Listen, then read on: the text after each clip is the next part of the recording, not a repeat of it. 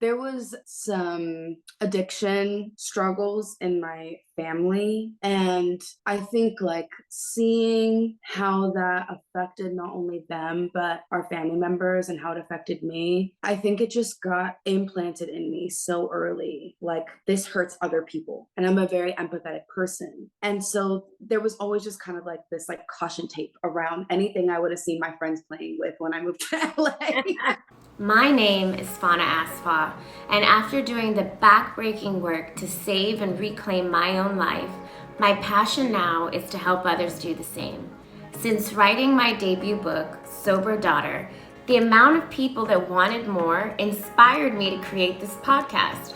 This space is for both real people and industry professionals to share inspiring experiences and usable tools for us all to connect and heal ourselves together.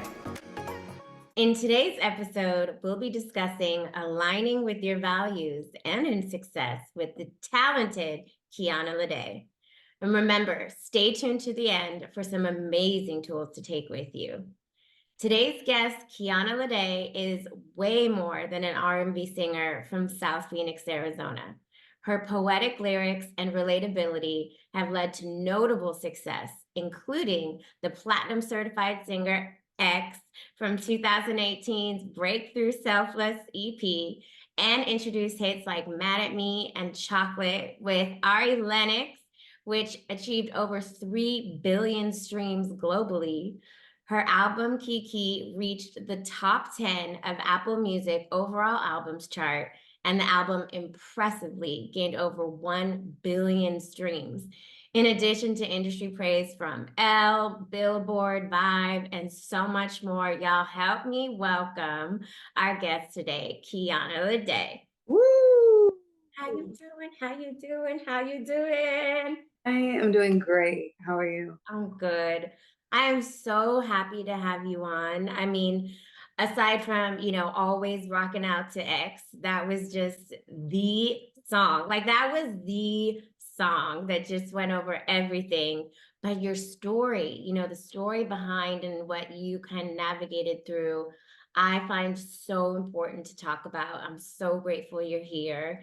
And I think a lot of young women and just people in general are going to be able to take away a lot to learn from. So thank you for being here. Thank you for having me. So let's jump off with, the biggest for me was you've been in the music industry for over 10 years. And we all know that the music industry can be a lot. It can be toxic and tough, especially for women.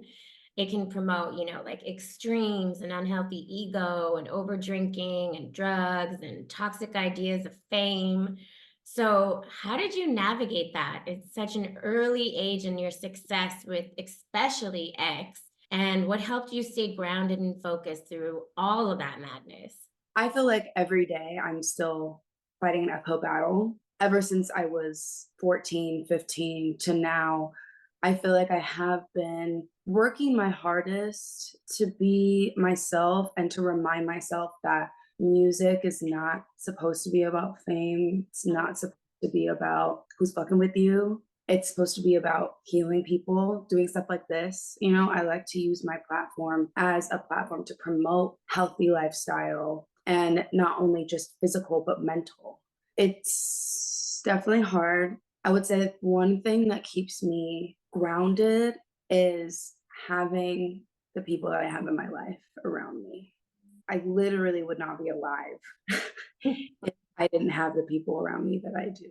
Because, like you said, the music industry is so toxic, and I'm fucking traumatized. Yeah. After years, I'm fucking traumatized.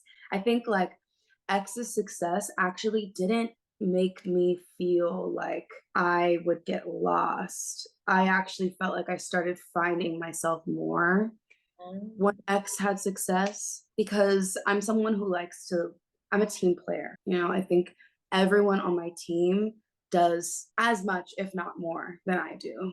And I just get to do the fun parts of singing the songs and talking to people and doing podcasts. But I feel like I kind of it's like a double edged sword for me, because I give a lot of the credit to everyone else. It's really easy for me to give credit to everyone else, but to give credit to myself is a thousand times harder. Yeah. So when X came around and I had more opportunities to be meeting more people and gaining more fans and meeting with them and singing songs and talking about things that really mattered to me, I felt validated by just that amount of experience I got to have when the song became bigger. So I felt like I was actually finding myself more.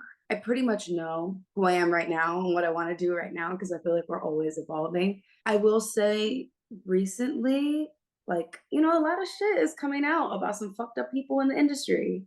Ah, And it makes me feel validated in having the values and the morals that I do because I'm like, I'm yeah, not somebody that brush shit under the rug. At the end of my life, I can sit there and say, you know what? I did what felt good to me yeah. and felt right to me. And that's what I'm here to do. Oh, girl, you said a lot. It's especially now. I mean, so much is coming out now. Like, we're in the age of Aquarius and all truth shall be revealed. So, for somebody to learn, how to guide themselves with their values and align in that way is like protection against, the craziness that's out there. And I love that you said it's the people around you and putting value in that support system.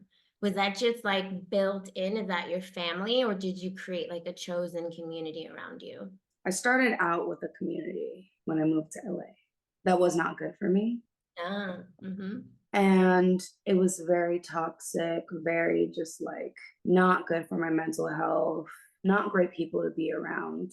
And as I got older, I would see bits and pieces of what real life is. Then when I would see it, I would be like, oh wait, that's real life. Like what I'm doing, who I'm hanging around, Yeah. that's not real life. Like that's not what I want to live in. And so as I grew, I started to take power back for myself and be like, I can choose something else. Like I can choose to be around different people and I have to because I can't keep living life like how I'm living it. So there was certain people I was with for 8 years and it was just this group that I think bonded off of this false sense of loyalty when it was really just a lot of like manipulation and Mhm. toxicity. So I got out of those situations now. Now I'm in a much healthier situation with much healthier people. I think as we get older, we learn a lot too. I'm about to be 27 now, and I've been out here since I was 16 Yeah. officially. So that's 11 years of living in this city where morals can be very corrupt, and there's a lot of fucked up people who are out here for themselves. So it took me some time to figure out who I really wanted, what kind of person I really wanted to live my life around. And I think I have that now. That's huge because, we talk about LA, I'm born and raised in LA.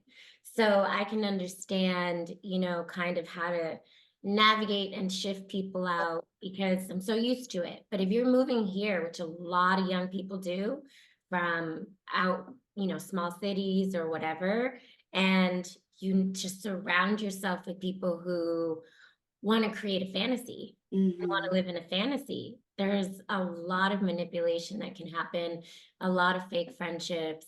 And I think what you said was so important is, to give yourself time and space and to kind of look and be like, is this real life? Yeah. Is this like what I really want to put my stamp on? Like, is this what will grow old with me? And those are such important questions to ask, especially in LA and in the music industry. Yeah. I think like not just looking at what is right now. Like my favorite thing to do is ask myself if I'm in a situation where I'm like, I'm questioning whether it's good for me or not. I'm like, okay, 5 years from now, how will this feel? And I think that's always like the best way to make decisions for me in my life. If I'm in a relationship, a romantic relationship, and I'm dealing with that, well, okay, let me give a real example. Let's I was go. in a relationship. I was in a relationship with somebody. They had like really bad jealousy issues, and I don't do jealousy. I'm not a jealous person, and like being in this industry, I can't be with someone who's very insecure and jealous because I'm at the studio with random ass people late hours in the night, 2 a.m. I come home or I have to go to this event and like or I have to host at this club, and like I just can't be with someone that's jealous. So I had to be like, I can't do that. If you want to make this work, then you're gonna have to go to therapy. Oh, love that And for you. then a month went by, didn't go to therapy, and then the problems kept coming up, and I was like, Kiana, do you really want to do this? Like 5 years from now, even a year from now, like, are you gonna be happy? Is this gonna be worth it? Brought up therapy one more time, didn't happen. I said, okay, peace. I'm not fucking doing this again. I'm not doing another month or two of begging for someone to go to therapy because you're not taking me seriously. Yeah. So I'm not going to be doing that 5 years from now either. I can only take what your behavior has been consistently over the last month to 3 months. Yes. That I have to pretend like that's what you're going to be for the rest of your life. I'm good. I'm good on that. Ooh, I love, love, love advocating for therapy. And the what you're talking about, like living in the present, and people who are in recovery and people who are, kind of navigating any substance abuse, it's the number one practice is to just stay a day at a time and Mm, stay in the present moment. And what's in front of you is the truth, right? mm, And it's so hard for us, especially young women or women. We've been programmed to like wish the best of people or see the best or stack our money on potential. And it's like, what is real in this moment is your truth. mhm, I love that you honored your truth and you were like, today, this is just not going to work because mm, my needs aren't getting met. And, the needs were to work on ourselves, which I think is really beautiful to want that in a partner. mm. How do you think your values got created? Like, how did you build this value system for yourself? I think my parents, my mom especially, always like instilled morals into us from day one. Like it was always, I think sometimes it was a little toxic because it was projection partially. Like she had a problem with liars in her past. So Mhm. she was like, don't lie, always be honest with me. From when we were little kids and when I'm 4 and a popsicle drops on the floor, or I get mad and I throw the popsicle on the floor, and then I'm like, I dropped it. And she like actually saw me out of the corner of her eye, like me throwing the floor because I got mad. Then she's like, what am I gonna do with you? Like you're like it was like the world was ending. So I think sometimes it was like a little bit of projection, a little toxic, but it also like the most cliche thing to say is like it makes you who you are today. My mom really just like she always had us volunteering. She always had us like doing a bunch of extracurriculars, always like teaching us how to be the person that other people can reach out to. And I think that's the quality that I love in myself the most is like I always want to be the person that people feel like they can go to no matter what they did. And so hopefully I can help them guide themselves into a better direction or into a direction that they really want to go into. I would say like my mom made us have really deep, emotionally mature conversations from really young ages. And I think she kind of leaned on us a little bit for that. And I'm really happy she did that because it made me very emotionally mature. And that helps me in me fulfilling my need to help other people. I think that also just helps, like, it's kind of all encompassing. Like, emotional maturity is kind of where everything else starts when it comes to like being vulnerable, being charitable, all these like beautiful that you have to have some sort of emotional intelligence to be able to maneuver through those things. What a gift.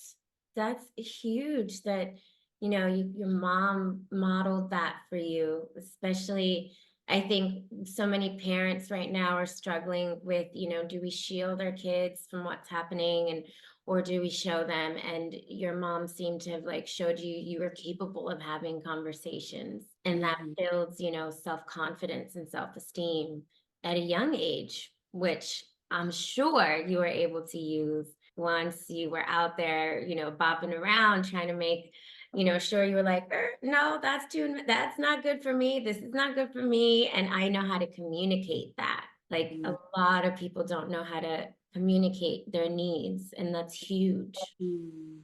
for you to be able to have that at such a young age. And I love that you said volunteering because I can relate. My parents had me, I mean, ever since I can remember, we were doing some kind of fundraiser, some kind of donation, some kind of community something. And that's my favorite part that I got to take is like being able to like not put yourself first all the time in a healthy way, in a community way. Yes, yes, absolutely. It feels so good. And I wish like more people taught their kids how important it is to like give to other people and in different ways than just like obviously than just like gifts. You know, it's feels so nice to be able to bring someone up with you as much as you can. Especially now, it's like, you know, when we're just so separated, everything is so separated. And to go outside, you know, means you're spending $100, $200 to like connect, right? So to have the value of community and connection is just, it's such a, it strengthens our mental health. Mm, It gives us this, you know, idea that we're not alone. And to not feel alone right now is the biggest thing I think that we can give other people. yeah, absolutely. It's why I make music. It's literally why I make music. I want to be there with other people. I could just, be chilling in their house when I'm not even physically there, They just hear my voice. I love that I get to be the fucking backing track to when people are twerking and crying and sometimes at the same time. It's Yeah. great. It's so great. I always say, like, I hate music. What? It's fucked up. It's fucked up. But going through everything I've gone through, I hate music right now, but I love performing. And that is my favorite part. It is the only part of my job at this moment that makes me feel like it's worth it Mm. because I love to be able to see the emotion on people's faces. Like, I'm bipolar. So I'm like, I know what it feels like to go from this emotion to this emotion. And Yeah. I seeing that on people's faces is music brings that out of us. Music brings the most intense emotion that you're connected with and that most intense feeling of relief Mm. while you're crying or after you're done, after the song is over, that you need to feel. And so when I'm performing and I see people's reaction, they're watching me, but I'm also watching them. And I love to see how it makes people feel when they sing along with me. Like I'm literally getting chills. Like I just came off tour and all I want to do is like go back on because I love it. I love people. I love the rawness of people. I love what we all are really truly deep down to our core. Yeah. Like the rest of this is the experience, but I love what's actually in here. You know Yeah. what I mean? Yeah. And to be able to connect that on like a macro level and really see your vision and your music impact people, I'm sure is like the biggest gift back just to see and feel that, you know, I can relate to that in writing and speaking. It's like giving a part of your soul over, but also in the hopes that it's gonna do something for the other person. Mm, Like sometimes I don't even remember what the hell I say or what I wrote. I'm like, I black out. I'm like, I don't know. All I want is to help somebody else or to maybe help them feel connected. Cause, you know, I mean, you just shared a part of your mental health journey. And I share about my sobriety and you know, the darkness that can be sometimes. And that alone is such a connective piece for mhm, people to see, like, we all can have varying degrees of different things.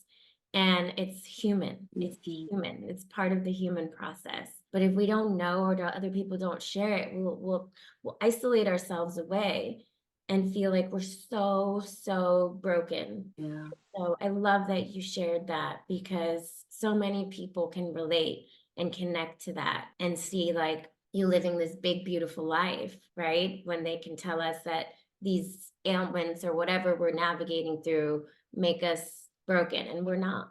Mhm. And for me, the biggest thing that blew my mind that I heard when I was talking about you was that you do not use any substances at Mm-mm. all.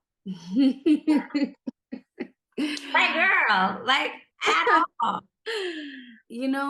There was some addiction struggles in my family. Mm. And I think like seeing how that affected not only them, but our family members and how it affected me, I think it just got implanted in me so early. Like, this hurts other people.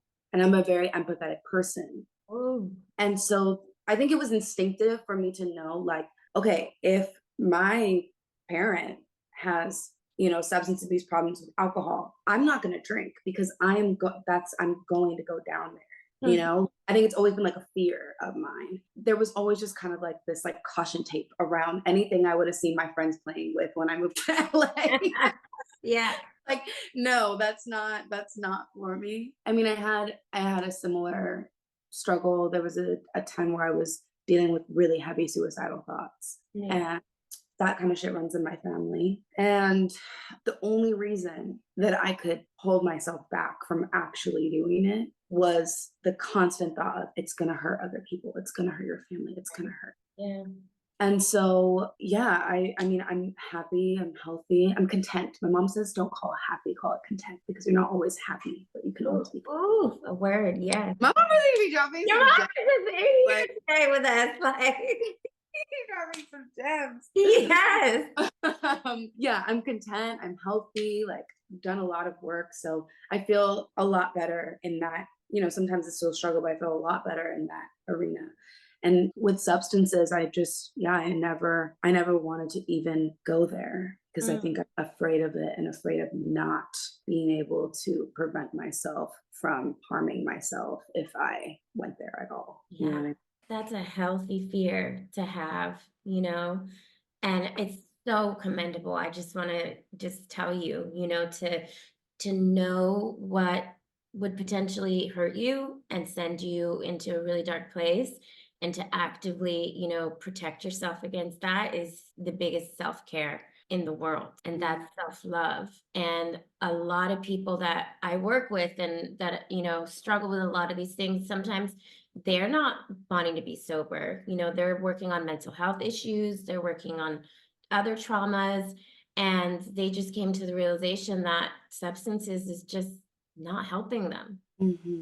And it's a difficult conversation for a lot of people, because sobriety doesn't need to be you were an alcoholic. Sobriety can just be, I want to take really good care of myself, and if I have SI, if I have all these other triggers and things, then alcohol's like pouring gasoline on a Mm, potential match, right? mm. It's just so not useful. That's so crazy. Like, I didn't even like put it together about, all these other ailments that people could be having that substances make worse. I'm like, it actually doesn't need to be like, you don't need to go all the way down that dark path to realize that sobriety is an option or it might be better for you. Yeah. And I think I have some friends that in the music industry, for example, for alcohol, like, you go to drinks 3 times a week. Oh, And I'm like, that's normal in the music industry.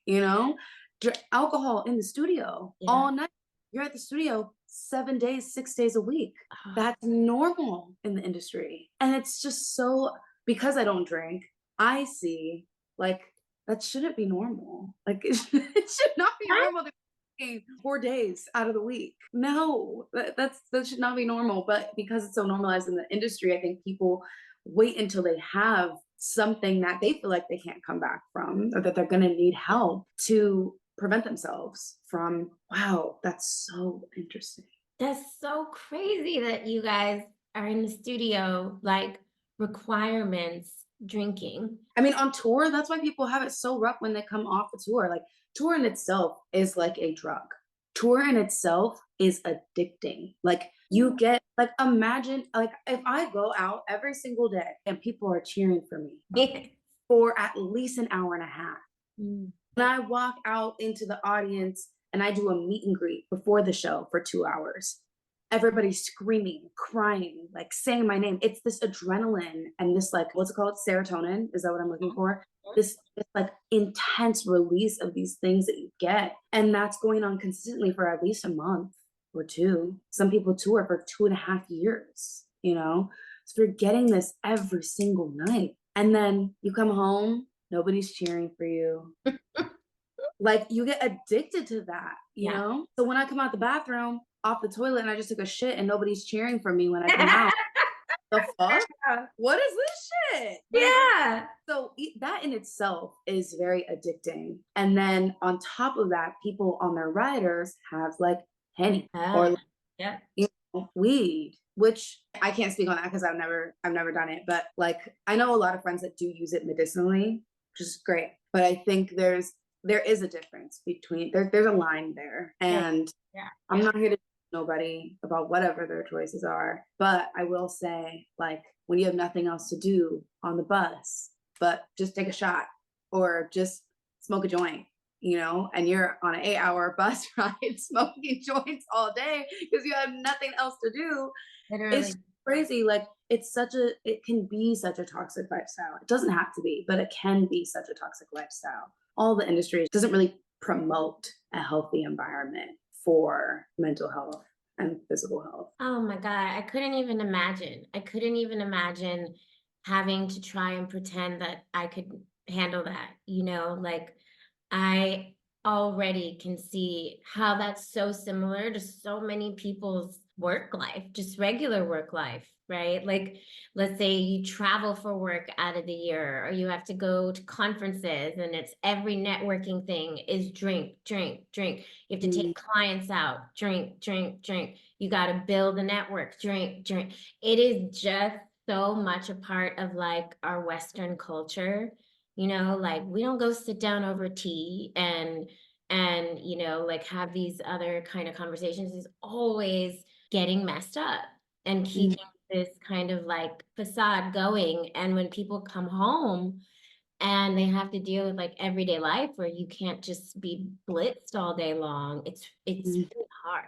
And that's when a lot of people start coming into treatment and they realized, oh, all these little things I thought were just no big deal started adding up to now where I don't know how to function without the drink or mm, this or smoking. And that's when sometimes, it's already become an addiction. And mm, so for you to navigate that sober is one, I think being sober, whether you need to alcohol, whatever, or not, is such a radical, radical act mm, because you're giving the middle finger in front of this whole system that wants to keep you out of the present moment, out of your mind, out of your integrity, out of your values. And you're like, nope, I'm fully here. I'm fully here. And I'm going to stay true to myself and, do this the way I want to do this. I think that's so brave. thank you.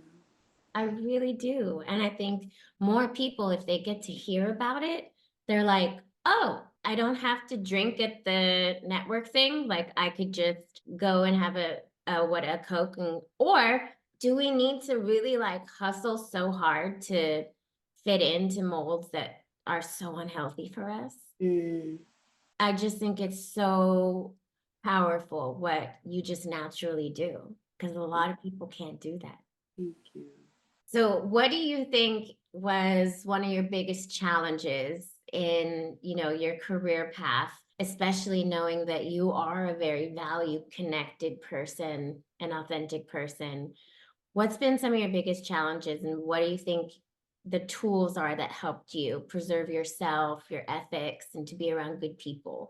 One of the biggest challenges that I've faced and am facing is I have to work 10 times harder to try to get where I would like to be because me having values, and I'm not going to sit here and bash like anybody in the industry because everybody's doing their best, you know, but Yeah. I won't say everybody. A lot of people are doing their best.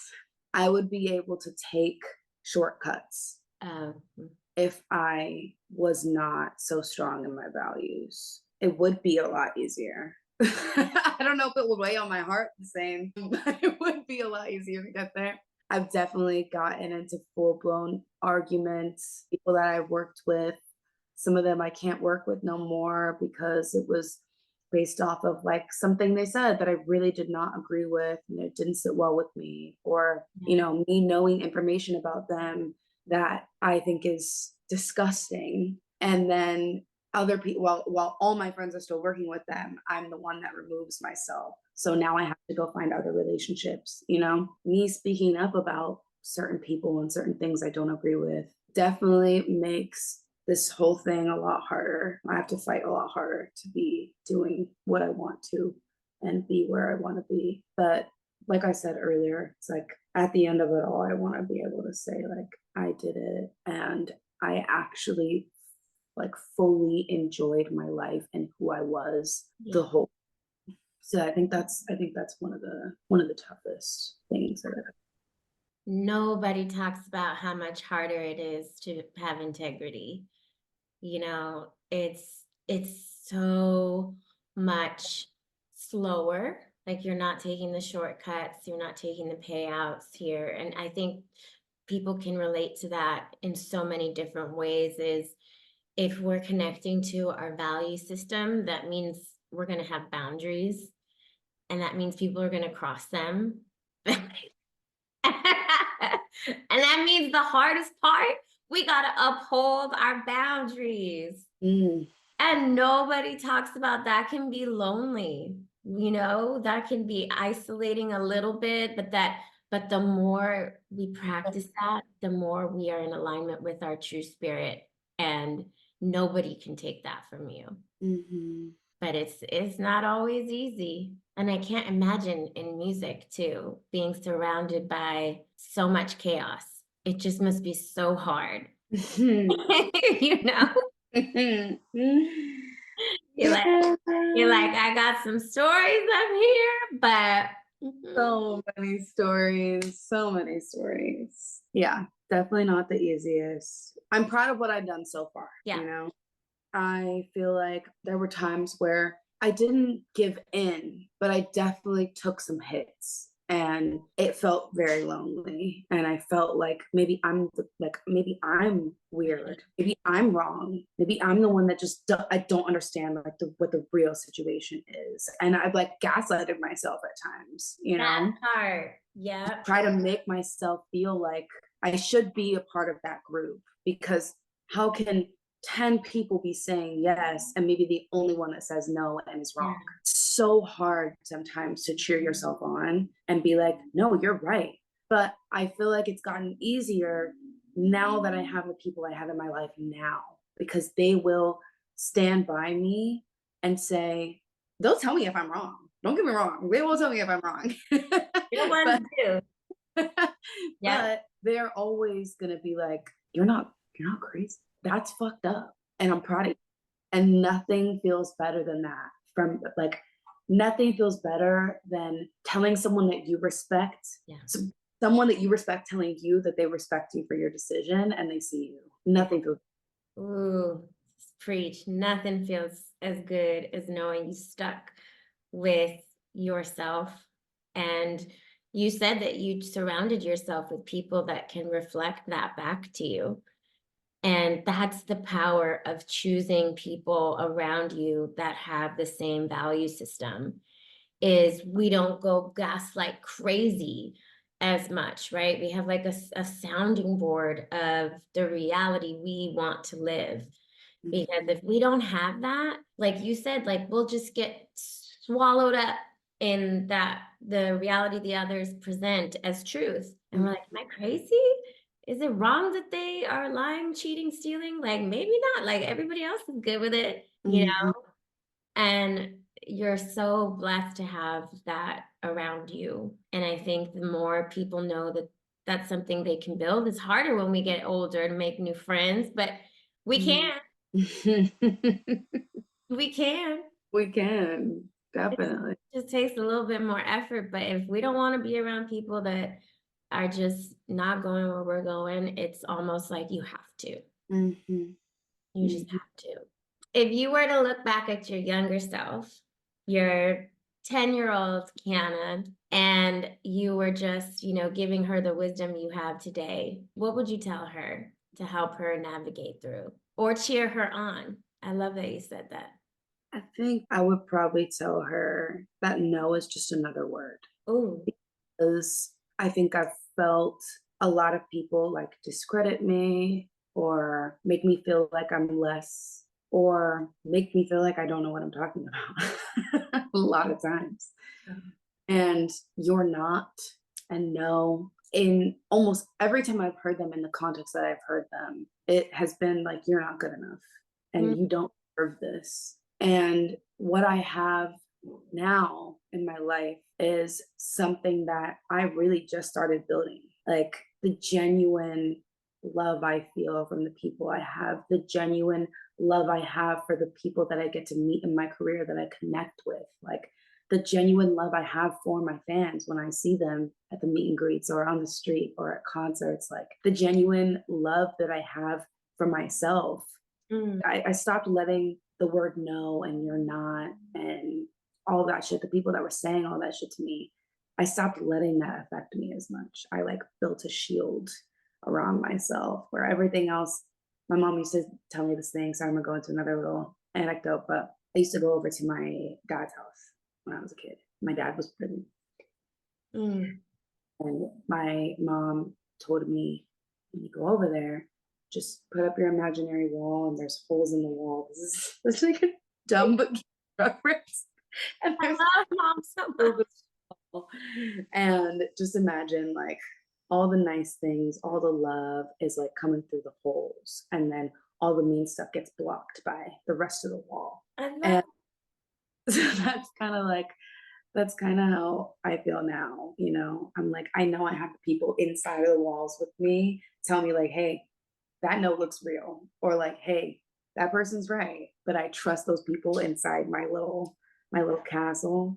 And then, you know, I just let the good stuff that that other people are giving me and that I'm giving to myself and that life is giving me and love is giving me. And I let that kind of grow. So yeah, I would say no is just another word. It doesn't mean that you're I love it. No is just another word. I think that's like a shirt. That needs to be because no was so out of my wheelhouse before I worked on myself.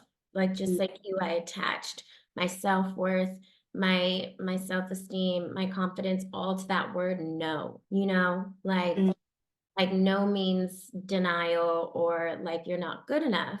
And it doesn't have to be. It's, you know, if we connect to our values, then we can say, like, oh, this no is realigning me with mm, my right direction. mhm, Or this no is, you know, actually protecting me because I shouldn't have maybe gone down that way anyway. And so if we connect to our value system, that no doesn't have to mean anything other than like, that's just mhm. not the one. That's just not the place. That's just not the thing. Yeah.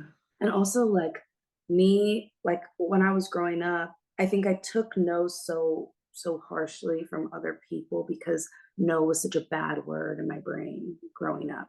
Like no meant you're arguing with someone or Oh, no like you're not doing something that you're supposed to do no matter who you were saying it to.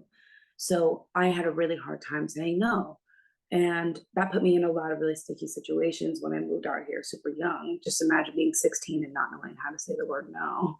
And so I think also knowing like where does no is just another word takes the weight and the pressure off of yourself a little bit to be able to say it. Like this is not me threatening this other person's life by saying no. Like it's not gonna kill them. It's literally just me making a decision for myself right now in this moment. yes. Oh, I like that. Yeah, my no is not going to take somebody out. My no is just me speaking up for what I like and I don't. And for women, especially, I think the more we can teach women to not appease others and to be really comfortable with the word no and really be able to differentiate, you know, what I need, what I can offer instead of like let me self-sacrifice Mhm, and because it's uncomfortable because I don't know how to say no. Your mom did the thing. Like your mom gave you the skills to learn how to say no. And mhm, that's powerful. Took me, it was so long too. I thought no was like an attack on other people. And I didn't know what to do with that. emotion. It's like, people pleasing wrapped up in one word. So Yep. it's so good to share that. But let me ask, if you were to give anybody advice, especially, other women that aspire to be, where you are and be in industries that might terrify them, what tools would you say you use to help you the most stay true to yourself? One I would say is make sure you have good people around you. That's my first one. That's been a constant theme for this one, for this podcast. Yeah, so have good people around you, people that you respect and that you trust. I would say have a hobby. Oh, Like, I think it's really great to have hobbies outside of work because you go to work and then what do you do after that? Like work becomes your whole identity. And if not, like what are you doing with your free time? Live life, enjoy your life. And the only way we can do that is to experience more. So find something that you love to do. It brings like a whole nother excitement and meaning to life. Like I love doing coloring books and doing puzzles, having game nights with my friends, watching The Office. It's my favorite show in the world. Like I love camping. Like I know I have things that I love, and I don't think we like prioritize that enough either because we work. Sorry, I'm going on another little tangent, but we work most of our lives, most of our human lives. yeah. So in the free time that we do have off, we gotta figure this shit out. How are we gonna enjoy our lives in those however many hours we have off every day? So Yes. good hobby and therapy. Oof. Go to therapy as early as possible. I love it. So succinct, so good. Like literally, good people, hobbies, therapy. That's a happy, happy life. That's It's that simple. it really no, but I'm not playing like it really like just period. Just period. Like work cannot be our end all be all. We're gonna be miserable for the rest of our lives. I love your coloring books. I love your just game nights, all that stuff. Like, that's why we live.